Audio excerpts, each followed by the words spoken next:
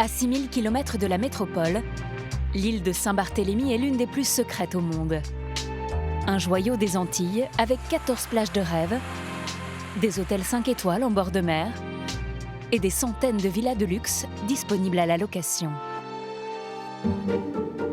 Ce petit bout de France est protégé du tourisme de masse. Pour s'y rendre, pas d'aéroport international, la piste d'atterrissage est trop courte pour les gros avions, il faut emprunter un petit appareil. Bienvenue à Saint-Barthélemy, on commence le paradis. En haute saison, le port de Gustavia accueille les plus gros yachts du monde. Saint-Barth, c'est un havre de paix sans histoire, où milliardaires et insulaires coulent des jours heureux. Tout cela, c'était avant la tempête du siècle. Les Antilles françaises, placées en catégorie 5, la plus élevée, Saint-Barth et Saint-Martin notamment, sont dans l'œil du cyclone Irma, cyclone qui se rapproche. Le 6 septembre 2017, le destin de Saint-Barth bascule. L'ouragan Irma, classé en catégorie 5, se dirige tout droit vers les Caraïbes. Il frappe de plein fouet les côtes de la petite île française. Sur ces images amateurs, filmées par des résidents, les rafales de vent sont terrifiantes. Elles dépassent les 300 km/h. Des vagues de plusieurs mètres de haut s'abattent sur le littoral.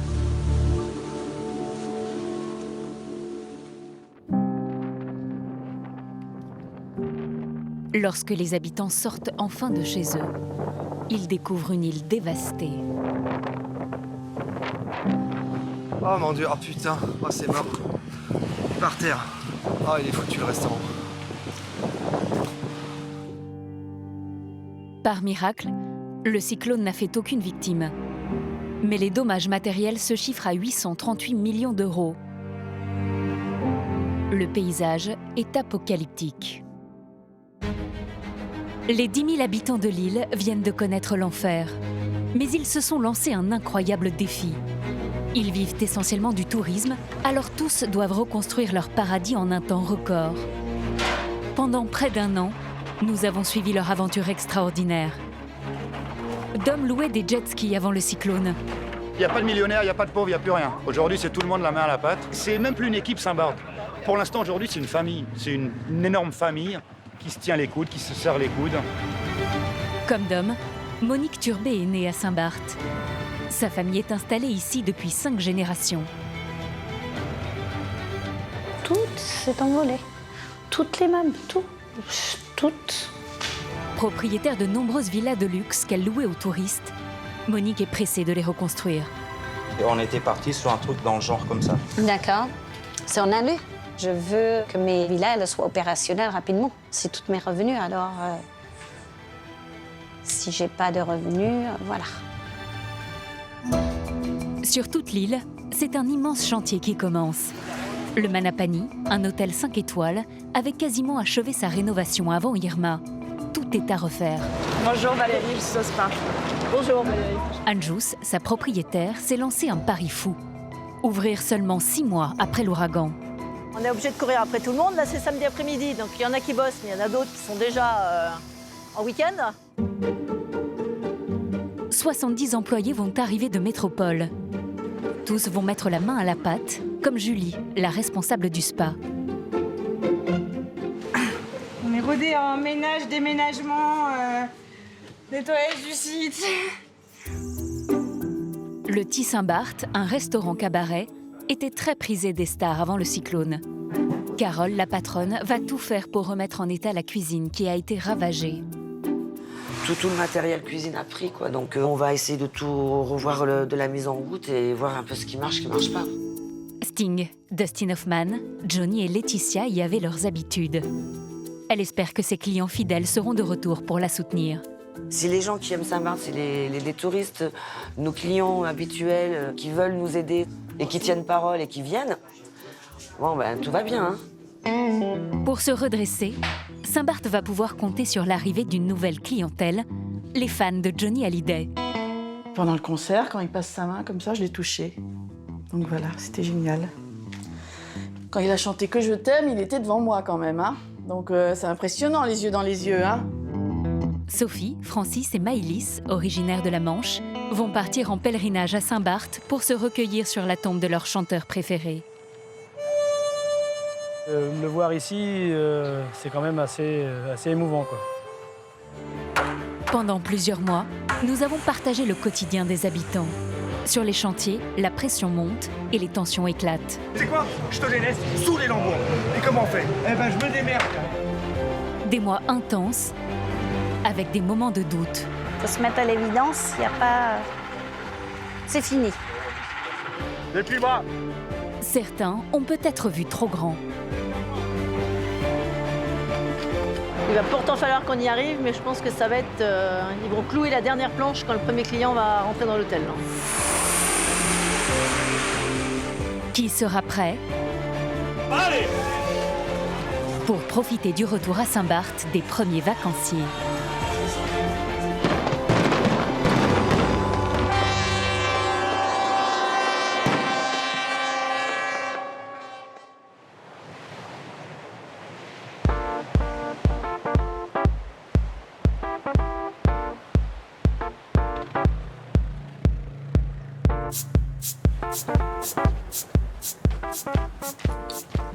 À Corps-au-Sol, Dom, le loueur de jet-ski de l'île, pensait avoir mis ses machines à l'abri à l'approche d'Irma. Mais j'ai trouvé des jets par terre sur le côté, des jets sur le bord de la route, il y en avait un peu de partout.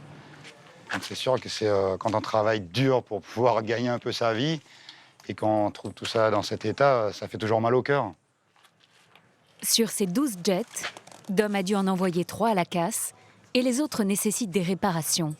Un coût financier très dur. C'est ma vie, et j'ai ma vie, tous mes sous, ils sont là, en fait. Tous mes sous, ils sont dans les jet skis. Quand on banque, il est très... Sur une petite machine, on est à 9 000 $, 10 000 $. Sur une grosse machine, on va jusqu'à 15 000 $. Donc, c'est beaucoup d'argent.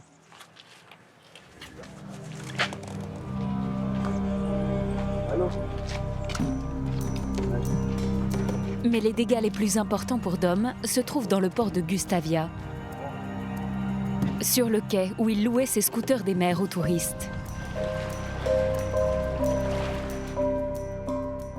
Malheureusement, la houle, elle est passée au-dessus, elle a tout arraché, tout ce qui est deck. Ça a ramené les rochers. On avait quand même l'eau, la marée, avec la marée de tempête au niveau du premier étage là-haut. Donc vous pouvez voir un peu l'ampleur des dégâts. Ça arrache de tout, ça arrache le béton, ça arrache bois, murs, tout ce qu'il y a. Avec l'aide de son cousin, Dom nettoie son quai et répare son ponton. Il veut relancer son activité au plus vite.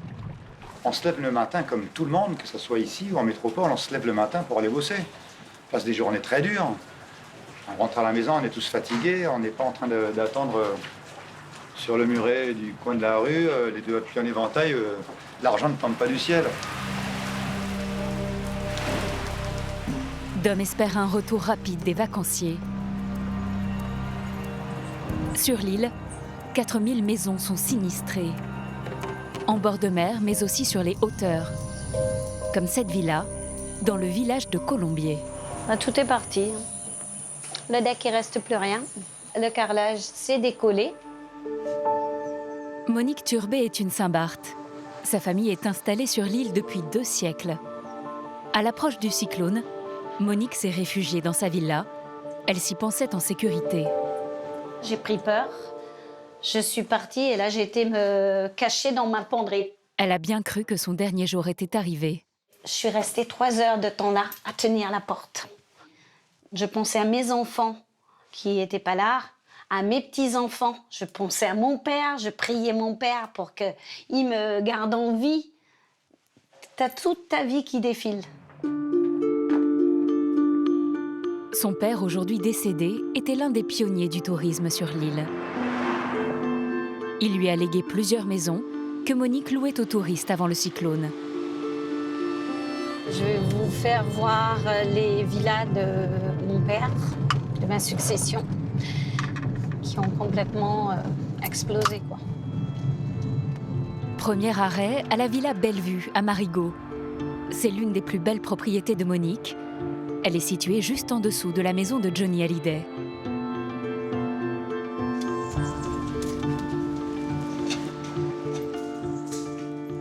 Voilà l'état de la chambre. Alors le vent, il est rentré par là, il a fait exploser la vitre et il est sorti par là.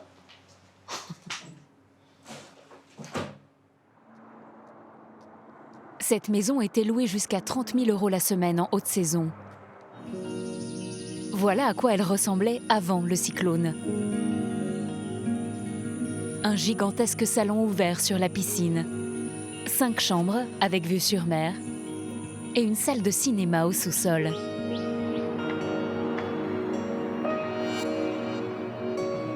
Un peu plus loin, sur les hauteurs de Toigny, un coin de l'île très exposé au vent, cette autre villa de Monique est méconnaissable. Comme vous pouvez le constater, hein, il ne reste plus rien. Irma a littéralement balayé l'intérieur de la maison. Moi, je suis venue tout de suite après l'ouragan et on n'a rien trouvé, même pas dans la nature, rien. Tous les meubles se sont envolés? Tout s'est envolé. Toutes les meubles, tout. Toutes.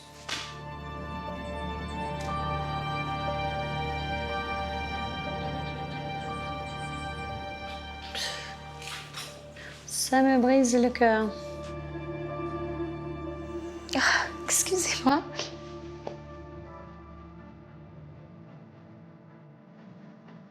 Pour relouer ces villas le plus rapidement possible, Monique va devoir engager des travaux très coûteux. Il y en a pour plusieurs millions d'euros de réparation. Très vite, elle a convoqué plusieurs artisans de l'île. Ça va, Maud? Bonjour, ça va? Ça va. Ouais, Le portail balustrade brise plus. On était parti sur un truc dans le genre comme ça. D'accord. C'est en année? Pour être remboursée par les assurances, Monique doit attendre les conclusions des experts. Mais cela peut prendre des mois. Elle n'a pas de temps à perdre, alors elle verse les premiers montants des travaux de sa poche. Alors, j'ai mis déjà ton chèque. Comme ça, tu me refais. Ouais. Je te refais tout ça. Ouais. Cet entrepreneur reçoit un chèque d'acompte de 20 000 €. Ouais, non, je l'ai déjà gardé. Cet autre artisan, un charpentier, reçoit lui aussi son premier versement. Monique veut s'assurer que les ouvriers démarrent au plus vite. Demain, vous avez commencé? Ça va par priorité, c'est les premiers qui signent qui sont servis en première. Premier qui signe, premier qui paye. Je suis dans quel nombre? Premier, deuxième. Deuxième, d'accord. Mais après, s'il te plaît, hein, t'es sur mes chantiers, tu bouges plus, hein, tant que c'est pas fini. Hein. D'accord? Voilà, comme ça qu'on a convenu. Allez, merci, bye bye. Les premiers touristes pourraient revenir dans 3 mois à peine. Saint-Barth ne fait que 24 km².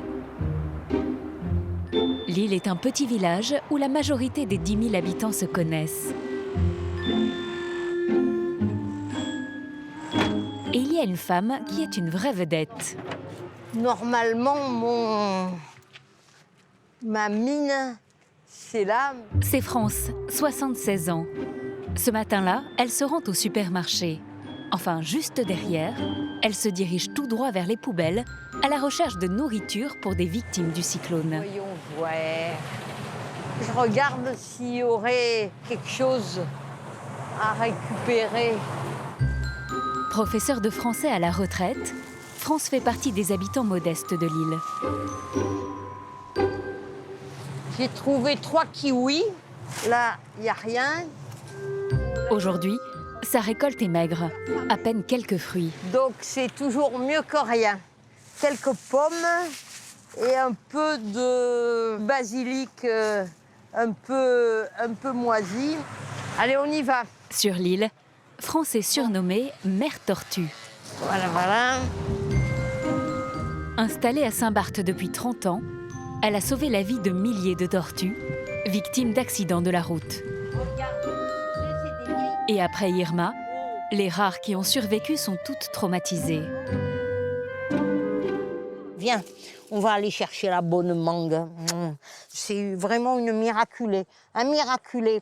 Alors tes impressions, dis-leur, commencent à souffler sur la pauvre carapace de la pauvre mademoiselle Gonfaron. Hein? Ça fait 2 jours qu'elle tremble plus. J'avais jamais vu une tortue trembler. Elle était comme ça, je lui donnais à manger, elle tremblait. Ah, ma pauvre Gonfaron. Elles sont des dizaines autour de chez elles à se régaler des fruits et légumes que France récupère. Viens, tu vas manger avec mademoiselle Gonfaron. Mais il ne faut pas la sauter après, parce que dans le général, il mange et puis après, il saute la femelle. Elle est très fatiguée, mademoiselle Gonfaron. France vit seule dans cette petite maison en bois à flanc de colline. Son toit a été en partie arraché et risque de s'écrouler. Pour l'instant, aucun artisan couvreur n'est disponible pour le réparer. Le problème pour avoir les devis, c'est un safari pour avoir les devis. Et tant que je n'ai pas fait boucler le dossier complet des devis, je n'ai pas les sous de l'assurance. La nuit du cyclone, France s'était réfugiée dans l'immense villa de son voisin suisse, apparemment plus solide. Mais elle non plus n'a pas résisté. Alors je ne vous dis pas le beau jardin qu'il avait juste avant le cyclone. Il y avait des nénuphars, des lotus et autres jacinthes d'eau, c'était super joli. Avec son voisin suisse et sa femme, France s'est mise à l'abri dans l'endroit le plus protégé des vents de la maison, les toilettes des invités d'à peine 2 mètres carrés. On était tous les 3 couchés là, dans cet espace restreint, à plat ventre. Bon, ça va, je fais du yoga, j'étais encore un peu souple, mais lui, il avait un peu du mal. Ils y sont restés calfeutrés pendant 6 heures. France s'estime heureuse d'être indemne aujourd'hui. Il y a un tas de gens, ils ont fini, je ne sais pas si vous voyez, attachés avec une sangle à la tuyauterie dans un WC. Et encore, tout était parti, attaché, autrement ils s'envolaient. On a eu de la super chance qu'il n'y ait eu aucun mort.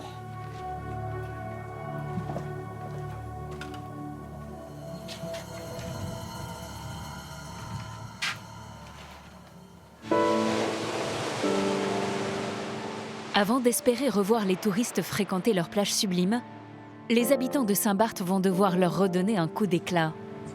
Depuis le cyclone, la mer rejette toutes sortes de débris sur les plages.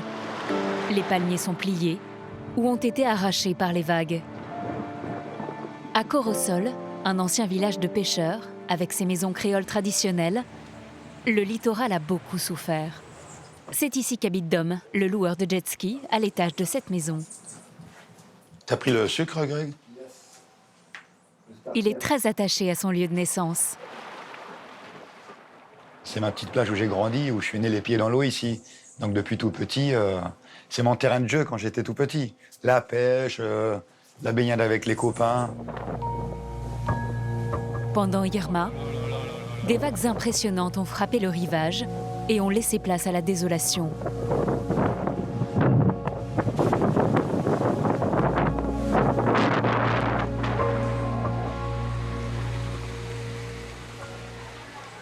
Comment ça va? Ouais. À 8 h ce dimanche matin, Dom a lancé un appel sur les réseaux sociaux pour nettoyer la plage. Ils sont une 50aine à avoir répondu malgré la chaleur accablante. Des barmen, des employés d'EDF ou encore des infirmiers. Franchement, je suis très content, c'est super bien. Il y a encore du monde qui arrive. Et non, c'est génial. Les plongeurs, les enfants, les mamans, tout le monde. C'est magnifique. On oublie la fatigue, on fait le maximum, on se reposera plus tard. Donc c'est vraiment top. Première étape, ramasser les débris sur le sable et dans l'eau. Au bout d'1 heure, les détritus s'accumulent. Dom est surpris par la quantité d'objets rejetés par la mer.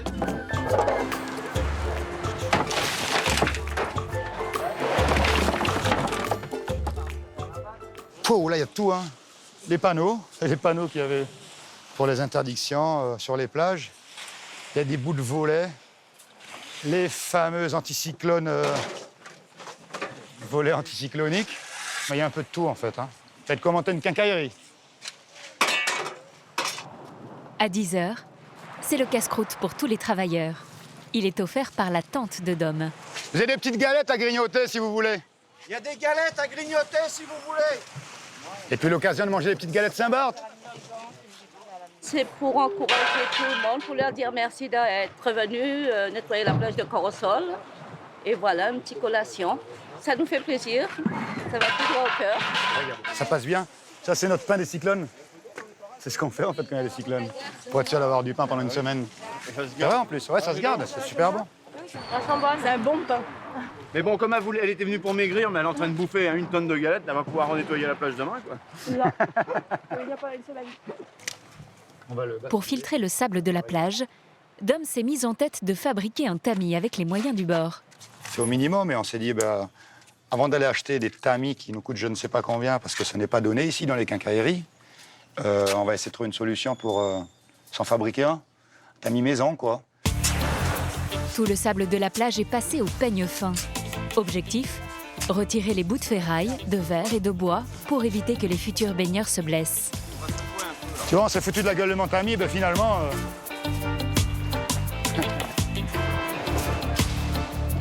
Une fois nettoyé, le sable est ensuite réétalé sur la plage. À la fin de la matinée, 3 bennes d'ordures pleines sont évacuées vers la déchetterie.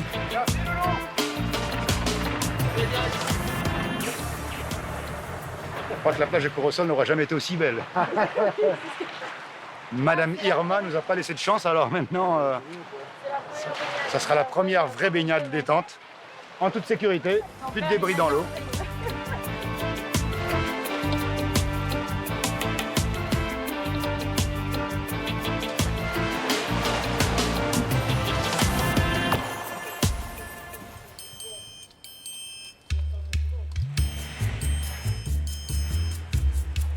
Un mois après le cyclone, Mère Tortue a repris son activité favorite, prendre soin de ses reptiles. Ça boude la mangue d'après cyclone. Tu sais que des casse-couilles comme toi, j'en ai pas beaucoup vu. Hein. C'est de la tortue trop gâtée. Hein? Pense à toutes les tortues qui ont été mangées dans le monde et toi on te donne à manger, t'es pas encore content. Pauvre tortue qui finissent en colombo. Hein? En 4 semaines, les choses n'ont pas beaucoup avancé sur sa maison. France n'a toujours pas de toit. Il faut être réaliste. Je veux dire, les entreprises, elles ne se précipitent pas pour faire des travaux sur des cabanons de 60 mètres carrés comme le mien, alors qu'ils ont 500 mètres carrés à refaire à tarif plein pot. Mais aujourd'hui, elle va avoir une bonne surprise. Elle reçoit la visite des pompiers. Ah, je suis ravie. Surtout que c'est pas pour un incendie. Ils sont 5 à venir lui prêter main forte. Bonjour monsieur. Ça va, ça va. Mère Tortue, elle a fait venir pour un devis le charpentier, mais il m'a dit qu'il n'avait pas le temps pour mettre une bâche. Alors, vous voyez, je peux vous fournir l'échelle, bien que ça soit presque une injure pour des pompiers. Le toit n'est plus soutenu et menace de s'effondrer. Donc quand les volets sont partis, ça m'a fait partir le support là, de la charpente. Tout a plié. Donc on voit bien qu'il est plié là. Donc on va s'occuper de ça. On va la déceler un petit peu. Pour refixer le poteau, les pompiers sortent l'artillerie lourde. Une pince de désincarcération qui sert habituellement aux voitures accidentées. France est impressionnée. Oui, que j'immortalise ces débuts de travaux au long cours.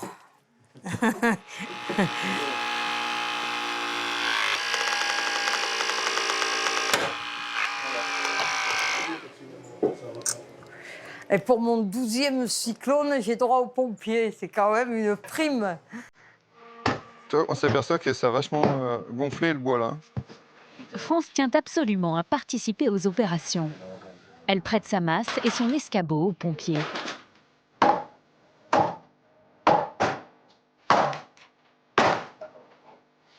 Au bout d'1 heure, la charpente est sécurisée. Les pompiers peuvent monter sur le toit pour fixer les tôles avant de poser la bâche. France grimpe à son tour. Malgré la chaleur étouffante, elle ne veut pas rater une miette du spectacle. Christophe, le chef des pompiers, n'en revient pas de son énergie débordante. Il a vu son âge, elle est toujours au taquet, c'est incroyable hein, quand même. Hein. Mais c'est bien de voir des gens aussi actifs à cet âge-là. Hein. Ça prouve encore qu'on a encore quelques belles années devant nous. En tout, les pompiers vont mettre 4 heures à couvrir le toit de la petite maison de France. Même si c'est une première victoire importante dans la reconstruction, elle sait que cela prendra beaucoup de temps d'avoir un nouveau toit. À mon avis, 6 mois, ça serait un miracle. Une gestation de baleine me paraît plus réaliste. C'est-à-dire 9 mois ou plus. Disons, si c'était sécurisé fin juillet pour la prochaine saison cyclonique, je brûlerais des cierges à la bonne mère comme des troncs de cocotiers. Encore merci pour votre sympathie et votre efficacité. Pas de problème. À la prochaine. Ah ben, espérons que ça ne soit pas pour un toit.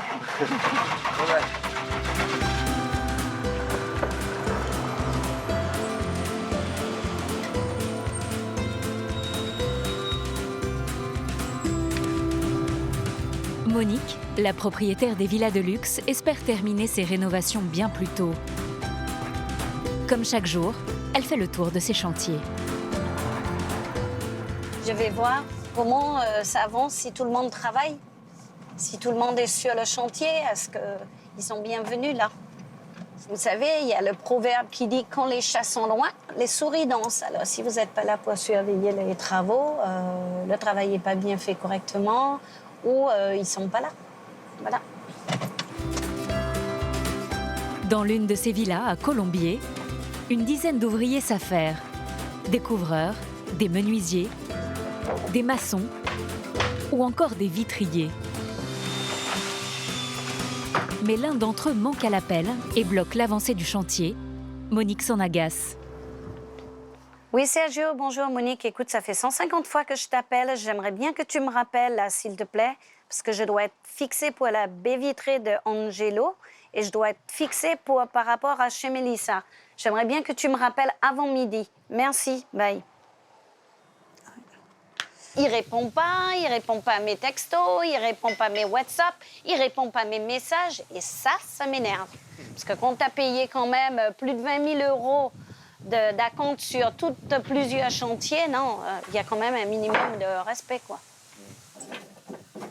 Bruno, un maçon portugais, est lui plus assidu à la tâche. Malgré tout, Monique est en permanence sur son dos. Quand est-ce que tu me mets quelqu'un à enduire? Demain. Demain? Et Monique, elle est exigeante alors? Elle vous demande beaucoup? Non, elle demande tous ses droits, quoi. Après, c'est normal.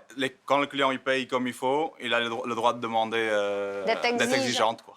Je pense pas qu'il ait des reproches à me faire parce qu'il me donne la facture aujourd'hui. L'après-midi, il a son chèque, alors... Malgré l'argent dépensé, les rénovations de la villa vont prendre plus de temps que prévu. Monique n'est pas prête de la relouer. 3 mois après la terrible tempête, Saint-Barth reprend enfin vie. Grâce à de fortes pluies et à l'humidité, la végétation se régénère. Dans la baie, quelques méga-yachts sont là, comme celui du milliardaire russe Roman Abramovitch, un mastodonte des mers long de 162 mètres. Sur les plages, des touristes sont déjà de retour.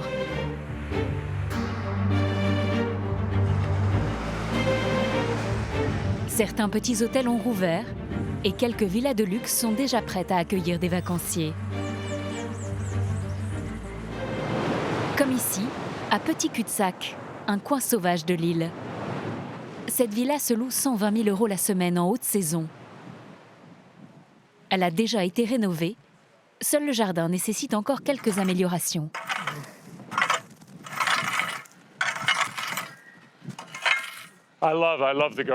J'adore le jardinage. C'est mon activité favorite ici. Dès que je suis à Saint-Barth, je suis toujours en train de faire quelque chose dans le jardin. C'est une très bonne thérapie. Cet homme n'est pas le jardinier de l'incroyable villa, John Paul en est l'heureux propriétaire.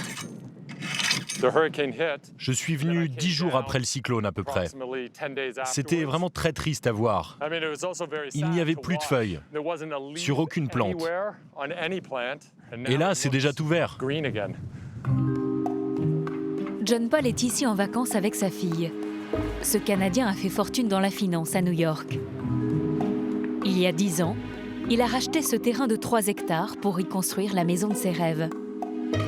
Il en est très fier.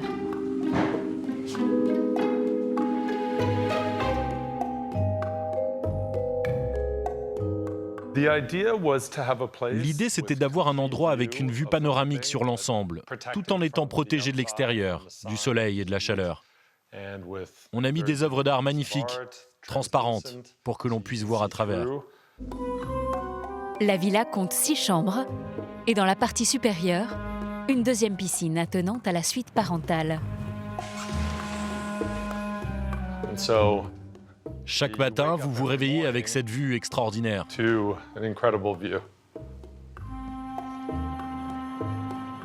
Pour avoir encore plus de tranquillité, John Paul a récemment acheté le terrain de ses voisins qui s'étend jusqu'à la mer.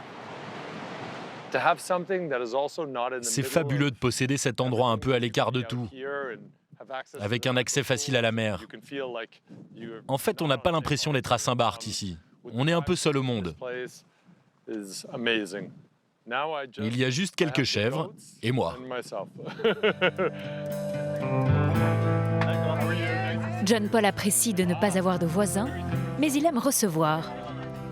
Pour le déjeuner, il a invité des amis qui habitent sur l'île et a fait appel à Mattia, un chef privé italien. Au menu, des langoustes pêchées le matin même,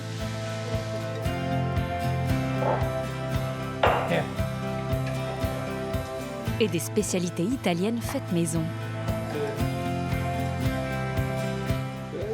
C'est magnifique. J'adore la présentation.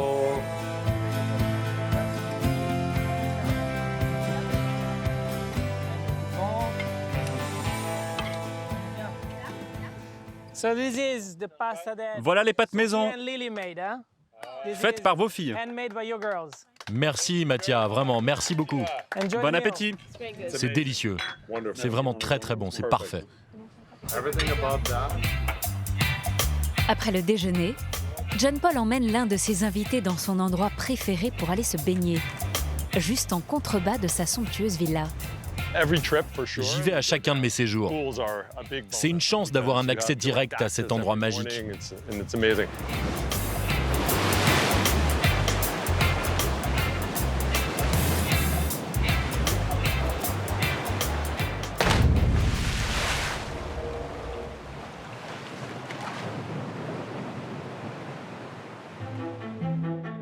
Trois mois après le cyclone à Gustavia, les bâches sur les toits ont disparu. Dans le port, une vingtaine de bateaux sont amarrés. Leurs propriétaires sont venus soutenir l'économie locale. Pourtant, il y a 3 mois, voilà à quoi ressemblait Gustavia. L'ouragan avait saccagé les boutiques de luxe et les rues commerçantes. Tout était désert. Aujourd'hui, c'est un nouveau départ pour les commerçants. Comme Eric, le patron d'une épicerie de luxe. Il y a des clients un petit peu ce matin. Bonjour mes amis, comment ça va? Bonjour patron. Ça va, ça va. Sa boutique regorge de produits d'exception. Caviar, miel aux truffes et aux paillettes d'or, ou encore vinaigre balsamique sans temps d'âge, à 995 € les 50 ml. Comment ça va mon ami? Les habitués sont bien revenus. Comment ça va? Tu t'es agrandi? Tu parles de mon tour de taille ou du magasin? Ouais, j'essayais d'être gentil. Mais maintenant que tu me le dis, c'est vrai que tu es bien portant. Merci. La majorité des clients d'Eric sont des chefs cuisiniers qui travaillent sur des yachts. Leurs patrons sont très exigeants. Ils cherchent des produits rares. Regarde, attrape-moi ce yuzu. Il est frais. Il arrive tout droit du Japon. Un agrume japonais au prix exorbitant. 9 € pièce. Mais c'est exceptionnel. Dans les réfrigérateurs, l'une des viandes les plus chères au monde qui arrive elle aussi du Japon. de la viande des grisons de Kobe. Ça vaut 300 € le kilo. Les gens rafalent ici. Oui, c'est agréable pour des belles assiettes. Un simple saucisson au Beaufort de Savoie coûte 39 €. Les tomates se vendent quant à elles 59 € le kilo. Alors chez Eric, les additions atteignent rapidement 4 chiffres.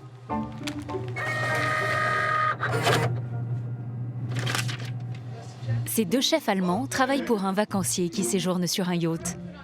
En bon commerçant, Eric va leur sortir le grand jeu.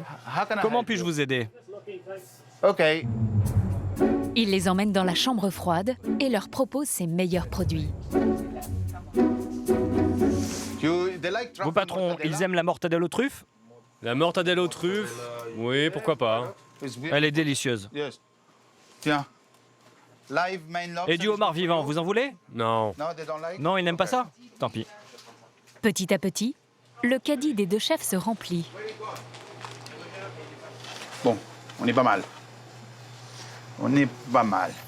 Eric sort alors sa botte secrète. La dégustation de sa fameuse viande de Kobe, affinée pendant 4 mois. Quand vous aurez goûté ça, vous pourrez mourir tranquille. Vous direz, c'est bon, j'ai rencontré Eric, je suis un homme heureux. Attendez de voir la réaction. 2 minutes, et c'est l'orgasme. Regardez le visage du chef. D'abord, il mange, il attend, et regardez, ça y est. Ouais, c'est délicieux. Vous trouvez qu'Eric est un bon vendeur? Oui, c'est le meilleur vendeur du monde. C'est le type le plus incroyable que j'ai jamais rencontré. Merci Eric. Ouais, c'est vraiment excellent. Hein? Il n'est que 9 h du matin, mais pour vendre ses produits, Eric est prêt à tout faire goûter aux deux chefs, même son caviar. I love this one. J'adore celui-là. Le grain est parfait. Il a une très belle couleur. Bon, maintenant je l'ai ouvert, vous devez le manger. Ça se marie très très bien avec une pomme de terre ou avec un œuf. Pas trop pour moi, je suis allergique. Quoi, t'es allergique au caviar? C'est parfait, il est pas trop salé. Quel est le prix? Il est là le prix. C'est un bon prix. C'est le prix au kilo? Non, pour 250 grammes. La boîte de 250 grammes est à 900 €. Les deux chefs vont en prendre 3. En tout, l'addition s'élève à plus de 5 400 €. Si vous pouviez revenir tous les jours, ça nous aiderait beaucoup. Thank you guys. À bientôt les gars. Au revoir, à la prochaine. Merci. Ça c'est fini, ça c'est fini. Pendant ce temps, à la Pointe-Milou, la survie d'un établissement est en jeu, le Thie-Saint-Barth. C'est le haut lieu de la fête sur l'île. Il a rouvert il y a peu. On la met à la place là, on redescend et on redescend la grosse. Ou alors on met la rouge. Carole, la patronne, est stressée. Voilà, vas-y, amène-la moi. Avant de descendre, je veux juste regarder. Je veux juste regarder si je peux la mettre ici parce que... Ce soir, c'est complet, mais des clients continuent d'appeler. Ce sont des touristes fortunés qui, malgré le cyclone, sont revenus sur l'île. Ils tiennent à soutenir Carole. Après des mois de fermeture et un trou dans la caisse, elle ne veut refuser personne. Si je mets 7, si je mets 7, on met 7 là-bas. Ok, on rajoute 7 là-bas. On les met, on va lui dire oui. Voilà. Ouais, on va lui dire oui. Écoute, on dirait. Non, mais c'est cool. Vaut mieux ça que les gens qui annulent. Tu vois, vaut mieux qu'il y ait plus qu'on annule. Donc on va jamais dire non. Attends. Là, faut pas se louper là. Carole est originaire de Tahiti. Lorsqu'elle est arrivée à Saint-Barth, il y a 22 ans, elle a craqué pour cet établissement, qui n'est alors qu'un snack fréquenté par des ouvriers. Personne ne croyait que j'allais réussir ici parce que j'étais excentrée, j'étais à la Pointe-Milou. Enfin, il fallait vraiment trouver, il faut vraiment trouver pour venir ici. Enfin, on me donnait pas un copec. Quand j'ai demandé même des associés ou des gens pour me suivre dans mon affaire, j'ai trouvé personne. Hein. Aujourd'hui, le Thie-Saint-Barth est le repère des grandes fortunes et des stars de toute la planète.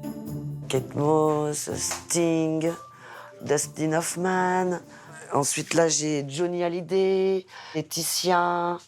Comme j'existe depuis 22 ans, c'est quand même une institution. Donc, en fait, les gens, ils viennent au TI parce qu'il y a une âme. En cuisine, Pascal, le chef, est lui aussi très anxieux. L'ouragan s'est engouffré par 7 fenêtres, aujourd'hui murées. Le matériel a pris l'eau, mais il doit se débrouiller avec. Ouais, moteur, frigidaire, tout ça, tout ce qui est... Et l'électrique, quoi. Même le petit matos électrique.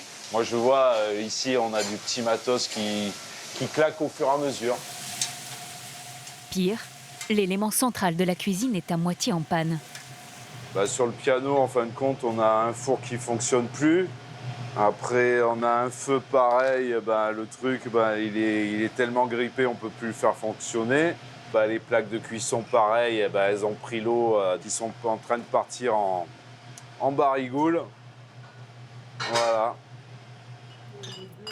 Heureusement, pour Carole et son équipe, le trésor du Thie Saint-Barth est intact. C'est la cave à vin.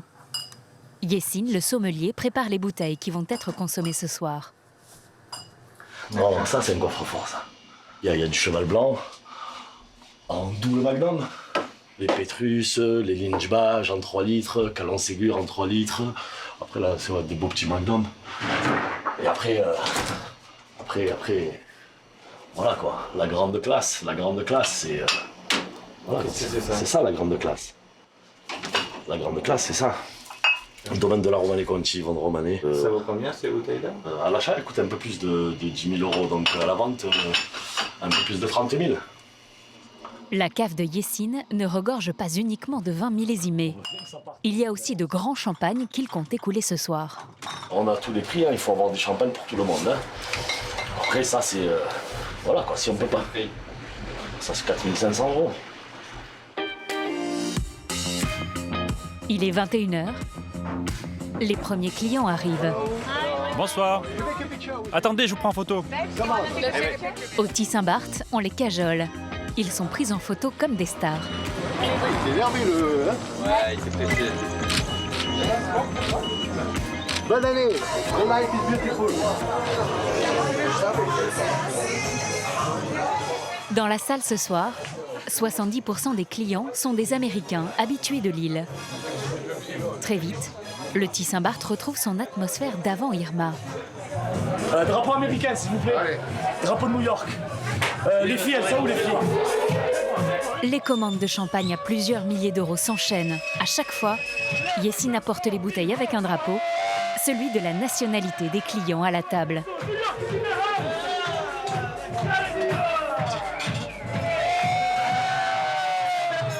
Ces New-Yorkais sont venus soutenir Carole après l'ouragan.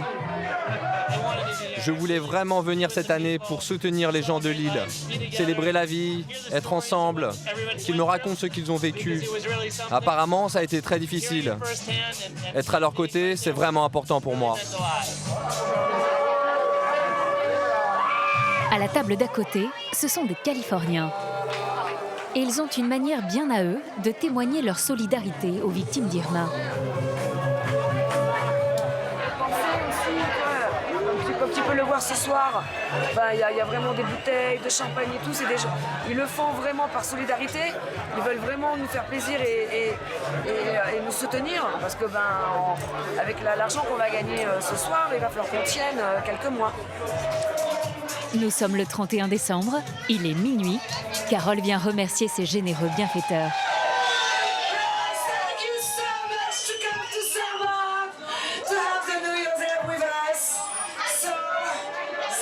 Thank you so much.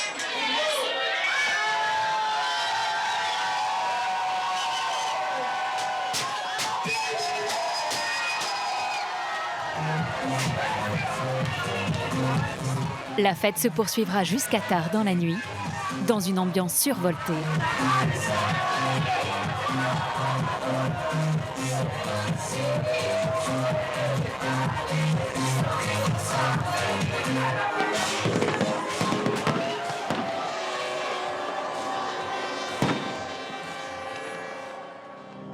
Comme Carole, certains ont relevé le défi d'être prêts 3 mois après Irma. Mais pour d'autres, il y a encore fort à faire. Tous les hôtels 5 étoiles de l'île ont souffert du cyclone. Voici ce qu'il reste du Barthélemy. L'Eden Rock, dans la baie de Saint-Jean, et le Cheval Blanc, à Flamand, ont tous entamé de lourds travaux. Ils vont rester fermés plus d'1 an. Mais dans la baie voisine, sur la plage de l'Anse-des-Cailles, l'hôtel Manapani espère rouvrir en un temps record, dans 2 mois. Une femme d'affaires avait investi 80 millions d'euros pour racheter et rénover ce 5 étoiles en bord de plage. Les travaux étaient quasiment terminés avant Irma. Il faut tout reprendre à zéro. À 2 mois de l'ouverture, le site n'est qu'un vaste chantier. Pour gagner cette course contre la montre, la propriétaire mobilise une centaine d'ouvriers.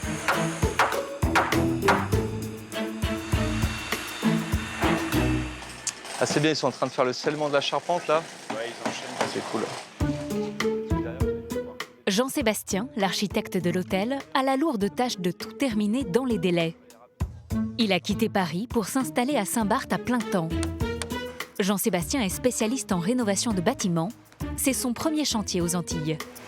Toute la ligne de béton brut que vous voyez sur la maison, c'était le niveau existant du terrain. Chez les voisins, comme chez nous, il y a 1,50 m, quasiment 2 mètres de plage qui sont partis avec Irma. En fait, ce n'est pas le vent, mais la houle qui a causé le plus de dégâts. Sur cette photo prise pendant l'œil du cyclone, on aperçoit l'hôtel à moitié sous les eaux. En se retirant, la mer a emporté le sable. La piscine au bord de l'eau s'est effondrée sur elle-même. La piscine, quand on est arrivé, était à peu près brisée en 2 sur la partie avant, côté mer. Elle s'était affaissée d'une vingtaine de centimètres. Et donc, une fissure énorme au travers de la piscine. Toute la partie avant, tout le dallage autour, était éclaté en morceaux à travers toute la plage, voire dans la mer.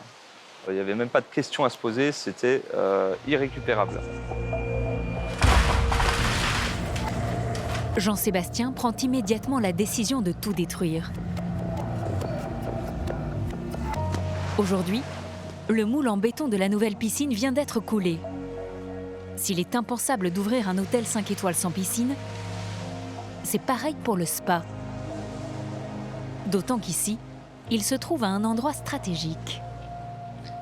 C'est un bâtiment qui est à l'entrée du site, donc il est quand même inimaginable que les clients arrivent et voient un chantier pareil au milieu de l'hôtel.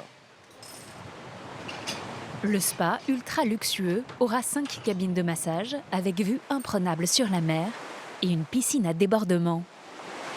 Le problème, c'est que tout prend du retard. Quand on regarde l'aspect du chantier aujourd'hui, ça peut faire peur, il nous reste 2 mois, mais c'est l'objectif. Vous êtes confiant? Oui, on peut dire ça. Jean-Sébastien prend conscience qu'il s'est lancé dans un pari complètement fou. La pression va encore monter d'un cran pour ses chefs d'équipe. Il va falloir plus qu'accélérer. Enfin voilà, je sais très bien que tout le monde donne beaucoup depuis le début sur le chantier. Maintenant, il va falloir encore mettre un coup de collier supplémentaire. S'il y a des choses qu'on n'arrive pas à faire, il faut qu'on arrive à les cibler et à faire ce qui est essentiel aujourd'hui avant l'ouverture pour que la clientèle qui va arriver le 12 mars, aujourd'hui on ne peut plus revenir en arrière, découvre un hôtel qui lui paraisse globalement fini. Le temps presse, car David, le directeur, a déjà des réservations de clients. Tu les as toutes rentrées, c'est bon, c'est alimenté? Là, je suis en train de les attribuer parce qu'ils t'ont demandé des catégories bien spécifiques. Ok.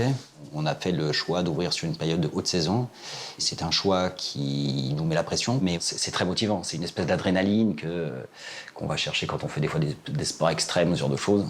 Ben voilà, nous, c'est l'adrénaline du premier jour. Mais quelques jours plus tard, sur le chantier, le message de Jean-Sébastien semble n'avoir eu aucun effet sur certains ouvriers. Ils partent assez tôt quand même, je trouve, les charpentiers là, quoi, sur 112. L'architecte s'en agace auprès de Vincent, son collègue.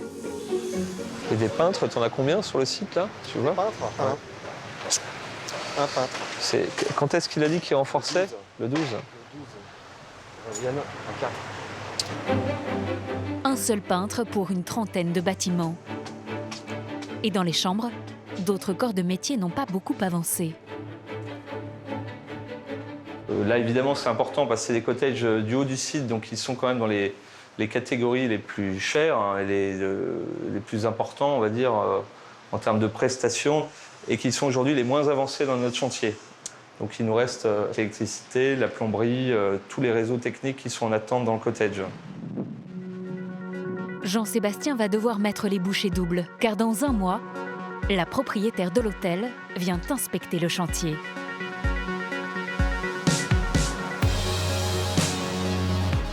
À Corosol, le petit village de pêcheurs, Dom est prêt pour accueillir les vacanciers. Ses jet skis sont réparés, il va enfin pouvoir les remettre à l'eau. Vous descendez de chaque côté, je vais descendre au plus bas possible sans mettre les roues du quad dans l'eau. Après, on finira à la corde. Donc là, ce sont les premiers jets. Il y en aura 11 comme ça à mettre à l'eau. Mais rien que de savoir que les premiers, ça y est, on commence à les mettre, c'est un soulagement. On se dit que rien n'est perdu. C'est bon, Odin fait glisser.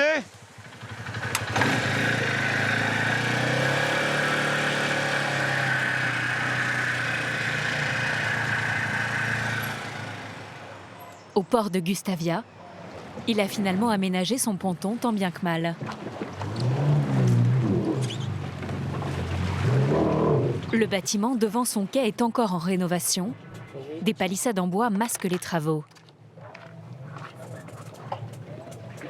C'était tellement vaste comme destruction qu'on ne pouvait pas repartir, personne ne pouvait repartir sur une grosse construction qui aurait pris trop de temps. Et avec tout ce qu'on a subi, il fallait quand même pouvoir être là et avec l'activité ouverte pour les gens qui viennent sur l'île comme pour les locaux.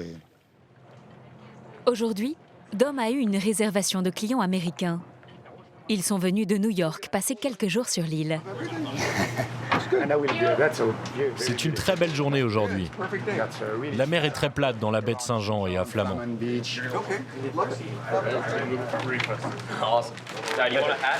Ces New-Yorkais découvrent Saint-Barth pour la première fois. Et d'après eux, c'est comme s'il n'y avait jamais eu Irma. C'est la première fois que nous venons ici. Le temps est merveilleux, les gens très accueillants, la nourriture délicieuse. On dort pas loin de la plage. Que demander de plus? Allez, c'est parti. On va foncer.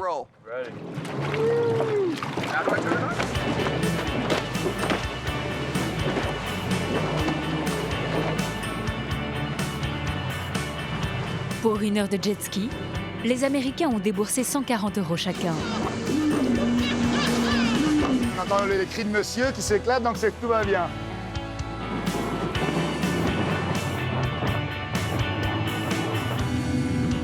Au milieu de la balade, Dom reçoit un coup de téléphone. Ok, je serai au port à 2h30. Je vous appelle quand j'arrive, pas de problème. De rien, à tout à l'heure. Des clients? Oui, des clients pour faire du jet ski encore cet après-midi. Donc c'est sympa. Le chiffre d'affaires de Dom a baissé de 40% avec Irma. Mais l'activité touristique est bien repartie.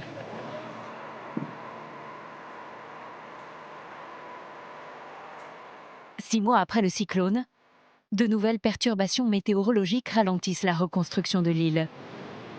Depuis plusieurs jours, une forte houle frappe les côtes. Au port de commerce, les bateaux de marchandises ne peuvent pas accoster. La tempête a même coupé le réseau de distribution d'eau. À cause de la pénurie de matériaux et de la coupure d'eau, le chantier de Monique est à l'arrêt. Les barges qui devaient ramener du sable, elles n'ont pas pu venir, hein, parce qu'avec la houle, il n'y a pas eu de bateau qui a pu venir près du quai. Et là, maintenant, pas d'eau de ville. Sans eau, vous ne pouvez pas faire le béton, vous pouvez pas faire de... Sans le sable, vous ne pouvez pas faire de béton. Voilà, tout s'enchaîne, quoi. Sans béton, les ouvriers sont bloqués. Ma saison, elle est complètement perdue, quoi. Faut se mettre à l'évidence, il n'y a pas c'est fini. Mais dans l'une de ces villas, moins endommagées par le cyclone, les travaux sont quasiment terminés. Monique reprend espoir. Sa saison n'est peut-être pas totalement perdue. Comme vous voyez, la piscine, elle est finie. Le deck, il est fini. Il manque la balustrade à faire par là. À l'intérieur aussi, Monique a une bonne surprise. Ah, c'est bien blanc, c'est magnifique. Ah, je suis trop contente de revoir ma belle toiture. Vous voyez le bout? Ouais, pas encore, mais je pense que d'ici fin de semaine prochaine, oui. Je suis confiante. Retour au Manapani. J-15 avant l'ouverture. La centaine d'ouvriers travaillent désormais 7 jours sur 7. Le moule de la piscine a été coulé, mais la terrasse en bois n'a pas encore été posée autour du bassin.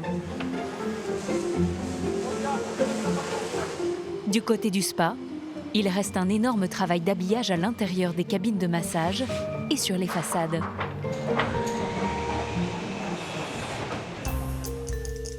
Jean-Sébastien, l'architecte, est harcelé par les artisans en permanence. Je peux rien passer encore, c'est pas des coffres. Oui, je vais aller le mettre au bureau. 4 tuyaux qui ont été installés devant les caissettes. Ouais.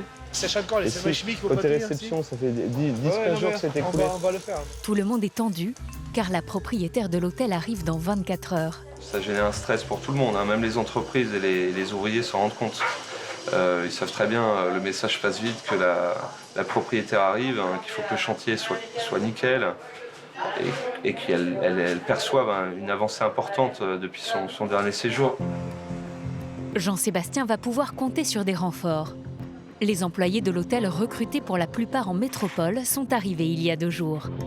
Cuisiniers, femmes de chambre, masseuses, David le directeur motive les troupes. Bon allez, bienvenue à tout le monde. J'espère que tout le monde a bien dormi.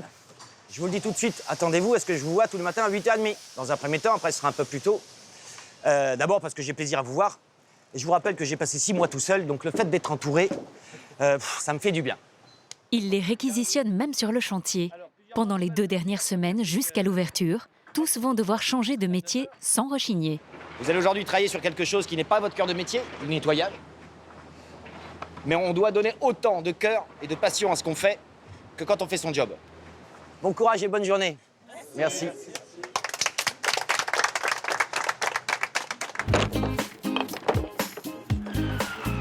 Une partie des employés s'attelle à éliminer toute trace du chantier.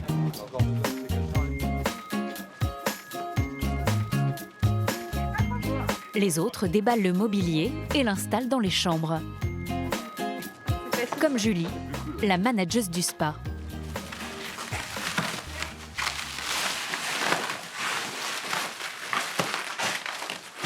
Vous avez déjà fait une ouverture avant?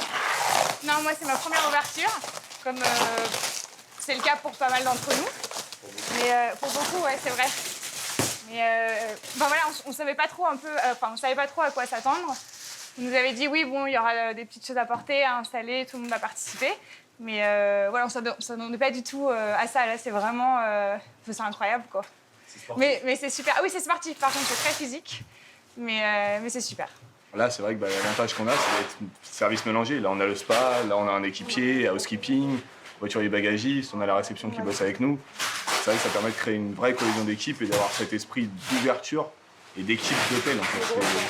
On est vraiment un groupe et on est tous ensemble. Vas-y, je sais. Costaud.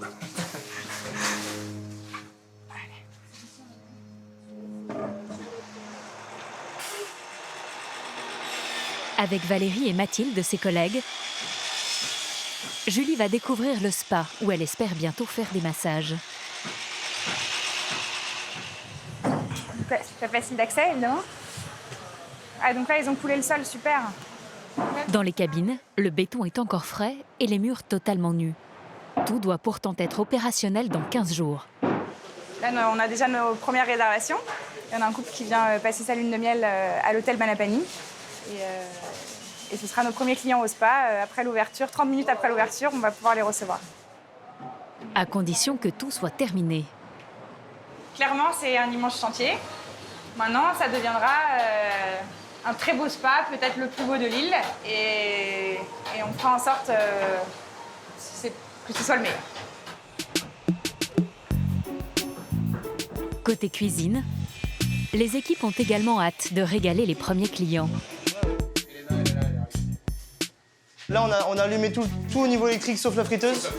D'accord. En attendant, le chef Édouard et sa brigade doivent préparer le repas du personnel. Mais rien ne fonctionne. Est-ce que tu peux voir si quelqu'un peut nous faire tourner la climatisation, parce que là, on n'en peut plus là. Ok. Sinon, on va avoir besoin d'une piscine à l'intérieur de la cuisine. La climatisation n'est pas branchée. Il fait plus de 40 degrés dans la cuisine. Et au moment de cuire la viande, sauf qu'il peut, une épaisse fumée envahit la pièce. Ça fume, on n'a toujours pas de hotte, donc ça devient compliqué. La hotte a été commandée en métropole.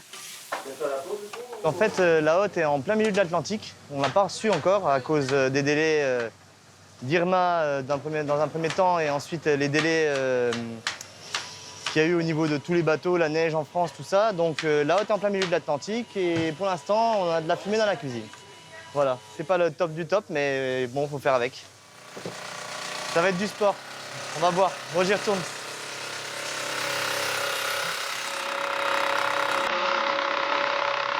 Édouard va devoir être patient avant de travailler dans de bonnes conditions. À l'autre bout de l'hôtel, dans cette maison rouge, c'est l'effervescence. Une dizaine de petites mains à faire. La propriétaire doit s'y installer dans quelques heures. Elle est très exigeante et va inspecter les moindres détails.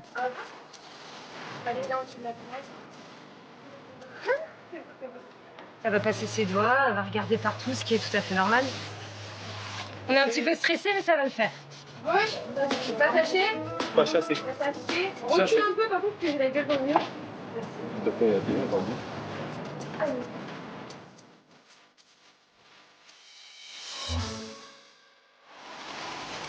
Le lendemain, pendant que les ouvriers coulent le béton sur les routes, pour les employés, c'est l'heure des présentations avec la propriétaire. Oui, réceptionniste. Bonjour Valérie, je sauce pas. Bonjour Valérie, enchantée. Bonjour Alexandra. Anjou et sa famille sont à la tête d'une fortune estimée à 200 millions d'euros. Elle possède un groupe d'assurance et s'est diversifiée dans l'hôtellerie. Elle a déjà 6 hôtels de luxe en métropole. L'hôtel Manapani, ça a été un des fleurons de l'île il y a 35 ans et la vie a fait qu'il s'est dégradé, qu'il a perdu son image, mais son nom est encore connu. Et donc là, on rouvre dans 10 jours, on nous attend et là, on ne va pas avoir 3 ou 4 fois l'occasion de montrer qui on est et ce qu'on sait faire. Et c'est toujours difficile sur une ouverture parce qu'il y a forcément du rodage et il y aura forcément des choses qui ne vont pas fonctionner. Vous allez les voir, il ne faut pas que les clients les voient. Ok, alors du sourire, de la joie de vivre. Allez, souris, hein, parce que passez une bonne journée. On va booster le chantier, il faut motiver tout le monde, ils sont fatigués, il fait chaud. Mais bon, il y a quand même l'excitation du premier client. On a des clients de 13, donc on n'a pas le choix. On doit être prêt et on sera. D'un pas décidé, Anjou démarre son inspection du chantier. Très vite, elle s'agace du manque d'organisation.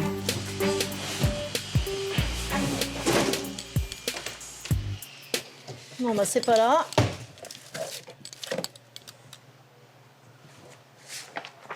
Je sais pas où ils ont mis ces plaques. Oui, Clément, désolé, mais il n'y a rien dans la salle de réunion, là, je les trouve pas. Hein. Bah, non, mais moi, j'en sais rien, j'en ai besoin, là. Hein.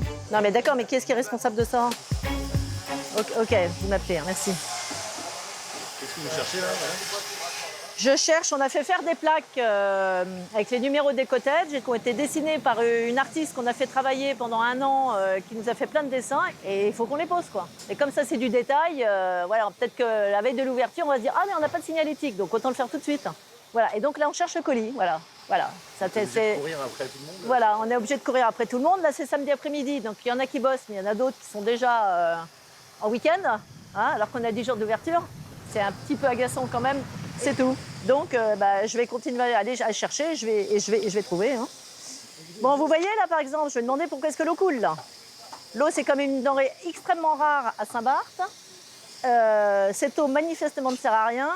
Voilà, c'est pas grave, donc voilà. Mais bon, ça c'est anecdotique. Vous avez l'œil sur tout? Non, je sais pas si j'ai l'œil sur tout, mais j'ai l'œil un peu aiguisé quand même. Bon, je continue, ils vont me rappeler là. Un peu plus loin, dans la réception de l'hôtel, son œil aiguisé va encore frapper. Regardez là, c'était protégé pourtant là. Là. Il y a une légère tache sur le sol. Non, non, non, on a frotté avec de l'eau, ça marche pas. Ça vous va pas? Non. Ça va s'en aller, ça? Ça n'y était pas. Non, absolument, ça n'y était pas. Mais je voulais vous jouer. Je préférais vous montrer, surtout que là, l'espace est clos maintenant et personne ne rentre dedans, quoi. Hein. Ok, bon, merci. Quelques minutes plus tard, les plaques en céramique avec les numéros des chambres réapparaissent. Bon, quel numéro on essaye, là? Elle est partie où? On peut prendre la 300 même pour les notes. Oui, mais on peut se mettre à côté. Vous voulez celle-là? Celle-là, oui. Je pense Voilà. qu'il faut s'aligner à chaque fois, il faut prendre son repère. Bah là, ça va, c'est pas un peu haut quand même? Bon, enfin, ceci étant, on le voit. Hein. Voilà, ce que vous voyez, c'est pas un truc, c'est pas essentiel. Si on n'avait pas les numéros de chambre pour l'ouverture, on peut quand même louer nos chambres. Voilà. Par contre, c'est mieux que si on les a. Ça doit être terminé. Donc, voilà. Bon. C'est au tour du pépiniériste d'en prendre pour son grade. Là, eh bien, vous voyez ces magnifiques bougainvilliers qui ont donc beaucoup souffert en attente d'être replantés, parce qu'ils ne pouvaient pas planter parce que c'était encore un bazar, là. Et quand j'ai vu ça, je lui ai dit que c'était pas la peine qu'il perde son temps à planter ça, parce que ça ressemble à rien quand même, hein, on est d'accord? Et il me dit, non, non, vous verrez, dans une semaine, ils seront tout verts. Voilà. Donc je lui dis que s'ils n'étaient pas tout verts dans une semaine, il enlevait tout, il en replantait des frais. Malgré son côté un peu râleur, Anjous reste confiante pour l'ouverture de l'hôtel dans 10 jours. Je suis une éternelle optimiste. Et vous allez voir, ça va le faire. Non, non, ça va fonctionner. Ça va fonctionner. Comme je le disais tout à l'heure, il y a des choses qui ne seront pas réglées. Mais les clients ne les verra pas forcément. Je pense même qu'ils ne les verra pas. Nous, on saura. Mais ça va être notre rôle de les enchanter pour que, voilà, que leur esprit soit peut-être pas sur le détail qui ne va pas encore être complètement au point. À plus tard. Allez voir. On y va. À cause d'Irma, faute d'hôtels ouverts ou de villas haut de gamme disponibles, de nombreux vacanciers fortunés ont déserté Saint-Barth. Mais le décès de Johnny Hallyday pourrait bien y relancer le tourisme. Le rocker est inhumé sur l'île qu'il aimait tant. Il y venait en vacances dans sa villa de Marigot, avec sa femme Laetitia et ses 2 filles, Jade et Joy. À 6000 km des Antilles, le petit village de Fontenay, dans la Manche. Sophie et sa fille Maïlis préparent leurs valises. Il faudra qu'on mette... Enfin, ça, tu peux le faire mieux. Sophie est assistante familiale. Dans quelques heures, elle s'envole avec son mari et sa fille vers une destination qui lui semblait inaccessible il y a encore quelques semaines. Donc ça aussi, je prends ça. Saint-Barth. Et nous, on va là. À l'Anse des Flamands. Le cimetière de Johnny, c'est là. Sa maison, c'est là. Et voilà. Sophie est une fan de la première heure de Johnny Hallyday. À l'annonce de sa mort, elle était inconsolable. J'ai pleuré pendant au moins 8 jours.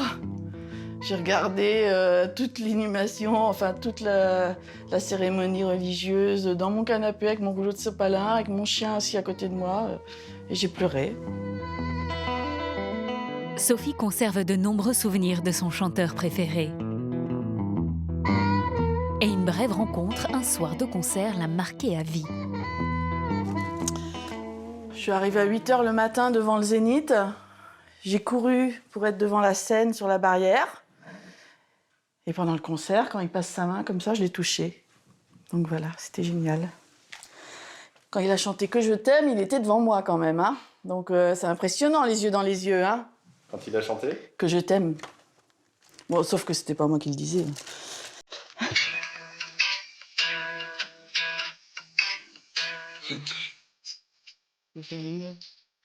C'est la base. C'est Johnny, c'est ça. C'est SD, c'est le manoir. Voilà.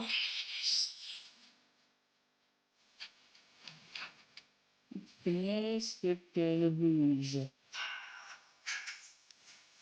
Ah, j'ai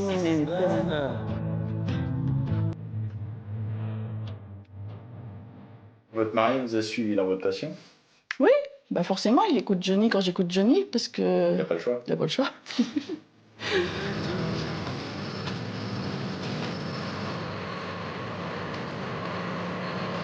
Francis, le mari de Sophie, est éleveur de porcs et de bovins. Il gagne 1 000 € par mois, alors c'est sa femme qui paie le voyage pour toute la famille. Tiens, mon Gigi. Alors, t'es enfin levé? Oh bah oui. On va Et après, vraiment enlever la cote et les bottes. Ouais. Adieu, veaux, vaches, cochons. Ouais, ouais. Non, pas adieu quand même. Une bonne semaine, ce sera pas mal déjà. Qui te dit qu'on va pas trouver une petite villa sympa à Saint-Barth et qu'on va pas rester là-bas? Tu vas peut-être avoir. Lors de son voyage, Sophie veut transmettre un message à la veuve du chanteur. Voilà. Donc voilà, j'écris une petite lettre à Laetitia. Et qu'est-ce que vous racontez dans cette lettre? Mais elle n'est pas finie.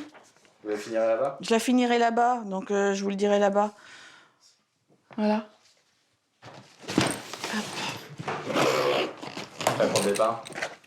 Prêt pour le départ. Hop, nickel. Bisous. Bisous. Prenez des belles photos. Oui, bien sûr. Après 24 heures de voyage, la famille s'approche du but.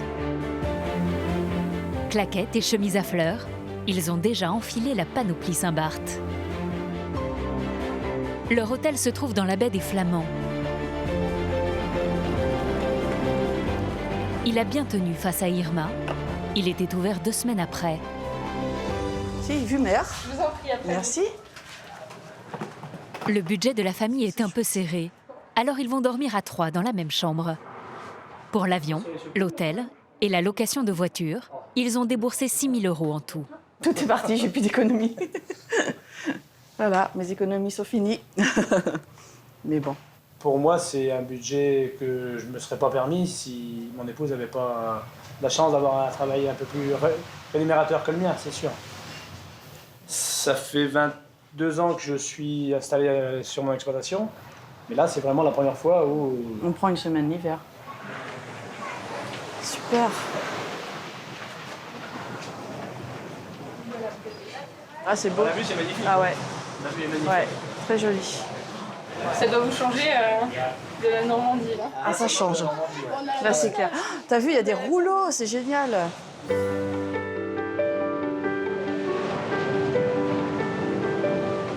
Le lendemain matin, avant de partir sur les traces de leur idole, la petite famille s'aventure sur la plage des Flamands, l'une des plus durement touchées par Irma. Là, à mon avis, oui, ça a dû souffrir beaucoup quand même. Oui, regarde. Francis ne se doutait pas des ravages du cyclone sur le littoral. T'as vu, tout est tombé là. Pour eux, ça a dû être vraiment un moment difficile à vivre. Et j'imagine que c'est encore difficile pour eux aujourd'hui, mais... Et là, vous pensez que c'était quoi avant? Vous pensez que c'était comment cet endroit avant? Mais j'imagine, oui, un hôtel de luxe, vu sur la mer, sans doute un hôtel de luxe, oui. Difficile de se rendre compte aujourd'hui, vu l'ampleur des dégâts. Bah, ça devait forcément être magnifique. Face à la mer, il y avait effectivement un hôtel 5 étoiles, le Cheval Blanc. Sur la plage, palmiers et bougainvilliers masquaient les villas de luxe. La végétation a entièrement disparu. Dans quelques heures, les fans iront se recueillir sur la tombe de leur chanteur préféré. À Colombier, la villa de Monique est enfin terminée. Elle a fait venir un photographe pour la remettre en location sur son site. Et c'est d'ici, là, avec cet angle-là. Toi, là, bah ouais, là, t'as pas le pied de moi. Pour elle, c'est un soulagement. Elle est terminée, enfin. Ça a été dur, ça n'a pas été facile, mais bon, je suis contente. Ça encourage, quoi. Il y a le sourire qui revient un peu. Oui, ben, il y a eu tellement de larmes que voilà. C'est bien d'avoir le sourire, quoi. Je suis vraiment contente du résultat. Tout est prêt pour accueillir les premiers clients, même le livre d'or. Il est un peu abîmé, mais il a pris Irma.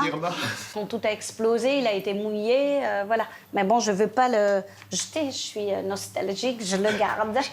Oui, je le garde. Sur 5 villas sinistrées, Vos souvenirs, quoi. cette maison est la première de Monique à être réparée.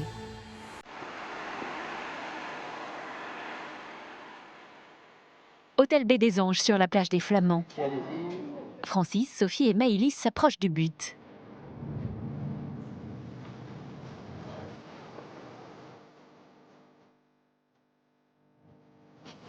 T'as les clés de la voiture, toi? Mais oui. Je pense pas à tout, mais des fois ça m'arrive de réfléchir quand même. Ils vont se rendre sur la tombe de Johnny Hallyday. Bon, tu vas m'indiquer? Hein? D'accord.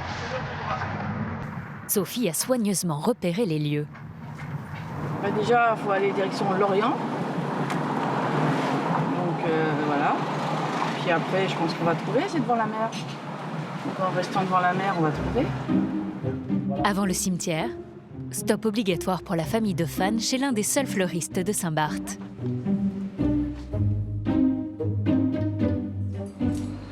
Messieurs, dames. Je voudrais acheter, je sais pas, une chose pour mettre sur la tombe de Johnny. Oui, mais écoutez, je peux vous proposer une petite rose blanche, je sais pas, ce genre de choses. Oui. Oui, eh ben, venez voir. Je vais vous l'emballer, puis si vous voulez, vous pourrez mettre un petit mot dessus. Oui. Mais au moment de s'adresser à son chanteur préféré, Sophie peine à trouver les mots. Un petit mot. Quelques mots. Bon, ben ouais, quelques mots, pardon. Quelques mots pour te dire que tu nous manqueras, mais que tes chansons resteront toujours dans notre cœur et notre tête. On continuera à les chanter. Tu signes Sophie? Ta Sophie, non? Ta Soso. Même s'il a chanté Que je t'aime devant moi, je ne signerai pas ta Sophie. Non. Francis en profite pour se renseigner sur les habitudes de Johnny à Saint-Barth. Et Johnny, venez vous voir ici? Maintenant, je ne l'ai jamais eu dans ma boutique, mais quand même, je l'ai croisé dans l'escalier, oui, bien sûr. Oui. Ici, mais c'est cool, comme tout le monde. Si les gens ne sont pas... on ne les dérange pas. S'il aimait être ici, c'est que justement les gens d'ici ne le dérangeaient pas. Qu'il était au calme, qu'il pouvait vivre une petite vie tranquille avec ses filles, peinard. Merci. Au revoir. Au revoir, messieurs, dames.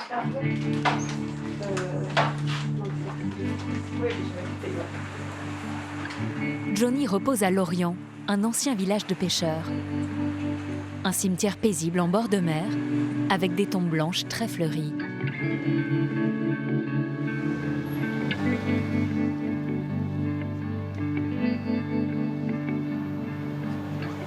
Eh ouais, mon pote.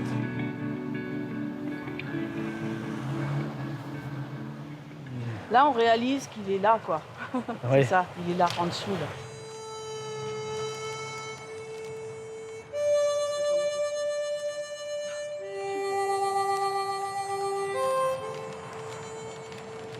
Je suis assez ému quand même.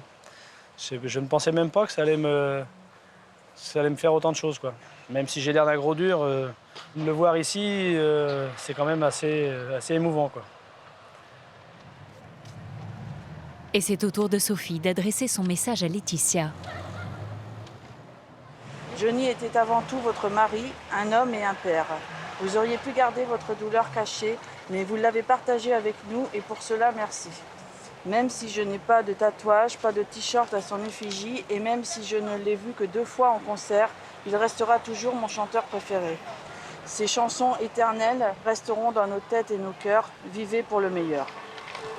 Voilà. Je vais la déposer en espérant que Laetitia puisse la lire.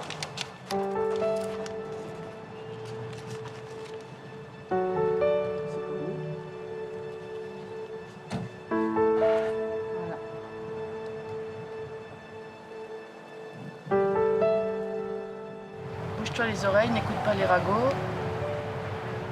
Repose-toi bien. Profite du soleil. Continue à reposer en paix. C'est comme s'il nous disait au revoir. Ouais. C'est sympa.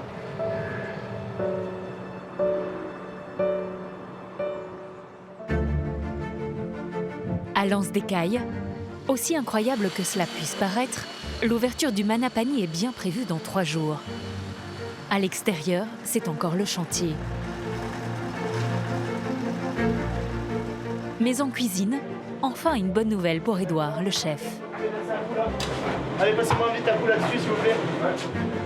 Il retrouve le moral, sa hotte est arrivée. On a la hotte, on a la clim, on a tout ce qu'il faut pour travailler maintenant, donc J-3, donc il va falloir mettre les bouchées doubles pour être prêt pour l'ouverture. L'arrivée de la hotte, c'est surtout un soulagement pour Anjous, la patronne du groupe hôtelier. Il était temps, hein. Ok, à tout à l'heure. L'arrivée de la... De la hotte? Ah oui, c'est une excellente nouvelle, parce que si on n'avait pas de hotte, on n'avait pas les autorisations d'ouvrir pour des raisons de sécurité, et donc voilà, on n'ouvre pas. Donc voilà, on va pouvoir le faire. Je crois que le chef va se décontracter. C'est ça, je vais me décontracter. Ce problème réglé, Anjous va pouvoir tester les pâtisseries qui seront offertes aux clients à leur arrivée. Ça y est, je viens pour goûter. Vous arrivez au bon moment. Des gâteaux nantais, un dessert cher à son cœur. Pourquoi un gâteau nantais, un gâteau d'accueil? Pourquoi Nantes? Déjà, nous sommes nantais. C'est la première raison, mais il y a un gâteau nantais qui existe, qui est connu de tous les Nantais, qui est à base de rhum, on est aux Antilles. Bah, ça l'est de toi, quoi. Voilà, et en plus j'adore ça. Alors, je suis pas secrétaire. Les deux. les deux. Reste à savoir si Hugo, le pâtissier, a la bonne recette. Il est bien imbibé, il est bien lourd. Hein. Il est excellent. Non, vous pouvez y aller là. C'est vrai. Les gâteaux sont nantais et les palmiers, eux, viennent des États-Unis. Une centaine vont être replantés un à un pour effacer les traces du désastre et rendre à la plage son aspect paradisiaque. Déplie le bras. Déplie le bras comme si tu allais mener vers moi. Amène-le vers moi. Alexandre, le paysagiste, vient de recevoir une cargaison en provenance d'une pépinière de Floride. Les palmiers font 6 mètres de haut. On y va. À Saint-Barth, on veut aller plus vite que la nature. Ils ont déjà la taille idéale. Stop. Il était inenvisageable de planter de jeunes pousses. Non, ça c'est dans un autre monde et dans un monde idéal. Les bisounours, tout le monde veut aller vite. Tu t'attends pas 15 ans pour voir ton cocotier pousser. T'es pas là pour ça, quoi. Mais ce qui est normal, la clientèle qu'on a aussi, les touristes qui viennent ici, ils veulent du beau de suite, ils veulent pas attendre. Alexandre et ses équipes ont encore du pain sur la planche.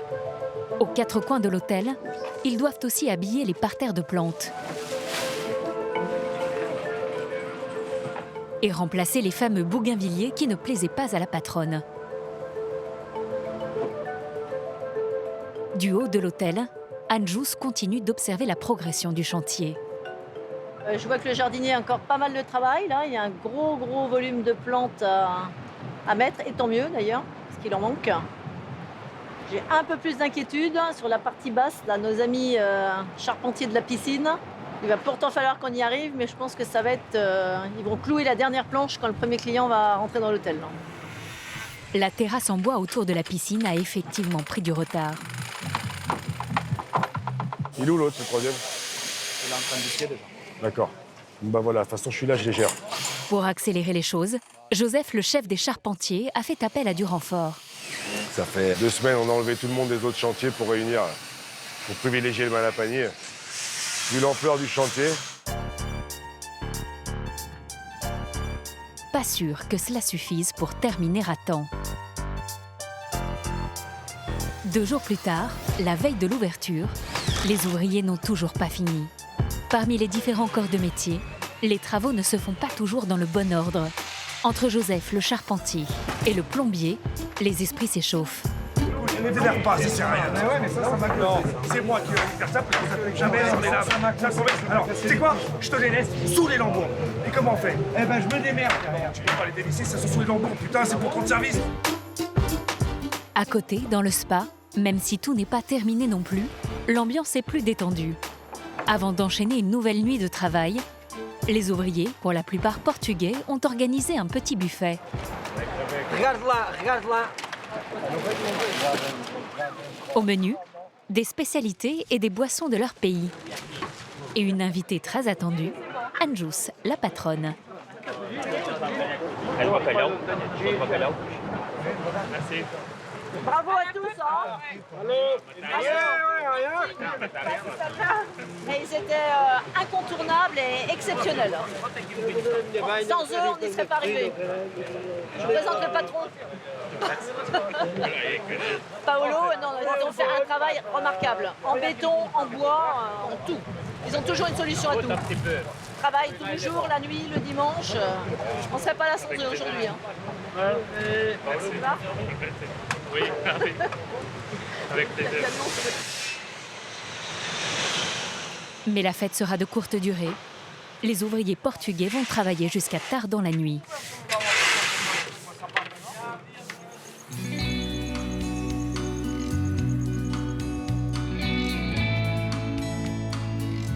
Ah ben je crois que c'est là. Ouais. T'as vu comme c'est beau? Ouais. C'est magnifique. Les petits Saint-Barth. Et voilà. Pour Francis, Sophie et Maëlys, le voyage se termine déjà. Ils ont décidé de passer leur dernière soirée dans l'un des endroits préférés de Johnny, leur idole, le Saint-Barth. Attendez, avant que vous ayez une photo. Ah ah. Mais nous, on n'est pas des vrais stars. Mais si, regarde, là, juste là. Moi, je ne vais pas faire mon escalier. Moi, je veux une photo de famille sympathique. Ah oui, ça, sympathique et heureux. Allez, allez, allez. Allez, rock'n'roll. La famille ne s'attendait pas à la spécialité maison, l'accueil façon VIP, qui plaît beaucoup à Francis. Presque l'impression d'être une star, ouais, ça change un peu quoi. Mais bon. Eh mais tu sais, ceux qui ne nous connaissent pas, ils peuvent croire comme une star. Je ne pense pas. Bonsoir. Bienvenue au Saint-Barth. Merci beaucoup. Carole, la patronne qui connaissait bien Johnny, chouchoute les fans. Voilà, mais si vous voulez, vous allez visiter un petit peu? Oui, je vais vous montrer si vous voulez. J'avais.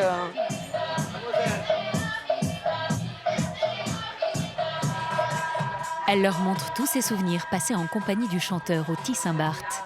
On a eu la chance de le côtoyer de près. Voilà. Et il est mané. Hein. C'est une personnalité. Hein. Ah ouais. Elle a de la chance.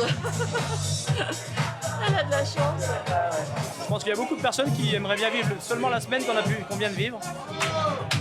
Avoir le plaisir d'être au Saint-Barth, que la patronne vienne nous parler en nous parlant de Johnny, je commence à croire à être une star. «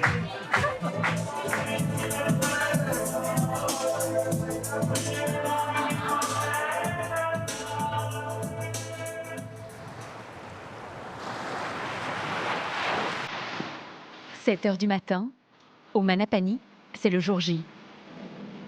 Sur la plage, les transats viennent tout juste d'être installés.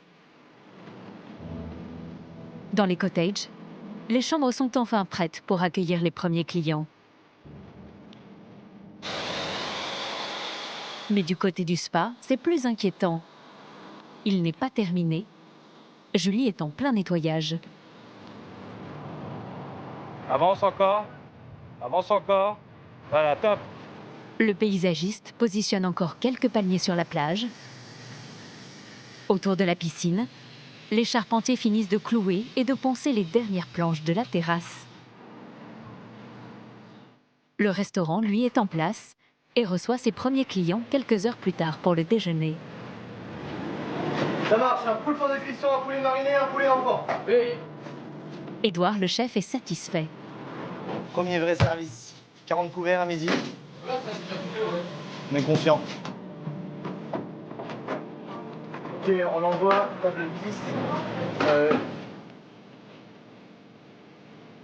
Même s'il reste quelques finitions, Anjus est heureuse d'avoir réussi son pari fou, ouvrir son hôtel 6 mois après Irma. Bon, c'est pas tout à fait fignolé encore, ça va se faire, mais comme en général, les ouvertures, tout n'est pas fini, puisque si on met pas une date butoir, en fait, c'est jamais fini.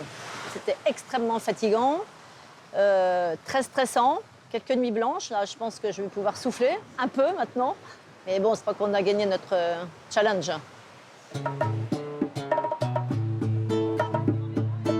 Il faudra 48 heures de plus pour que tout soit parfait. Les vacanciers sont à milieu de s'imaginer que l'hôtel était encore en chantier 2 jours plus tôt. Paradisiaque. Très détendant, vraiment c'est reposant. Très calme, hyper végétalisé, vraiment un bonheur. J'adore. Au spa aussi, les clients sont conquis. Vraiment très bien fait. Extraordinaire. Vraiment relaxant. Le Manapani est l'un des premiers 5 étoiles à rouvrir. Il faudra attendre la fin de l'année pour que les autres palaces accueillent des clients et que Saint-Barth retrouve enfin toute sa splendeur.